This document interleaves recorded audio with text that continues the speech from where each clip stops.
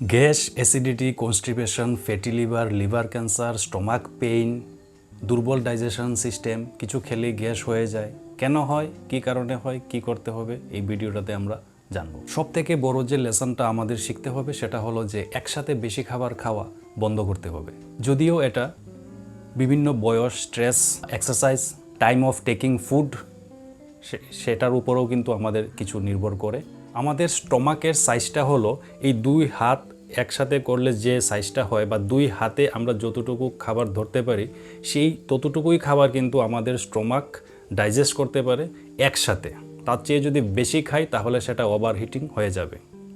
এবং secret is that আমাদের কম খাবার বারবার খেতে হবে। গাইডলাইন্স খাবার আগে আমাদের কি করণীয়, মানে we have to switch off all the electronic gadget like mobile, computer, laptop or TV.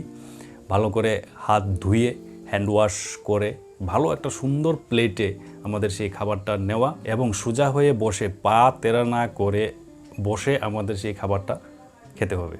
যখন খাবার শুরু করবেন তখন কি করবেন?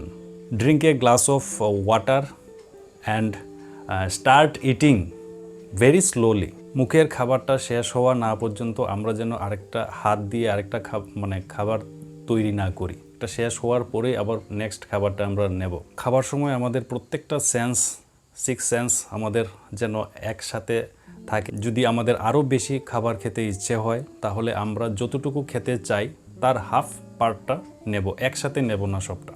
খাবার খাওয়া শেষ, তারপরে আমরা যেন চট করে সেই জায়গা থেকে না উঠি। মিনিট খানেক আমরা যেন সেখানে বসি।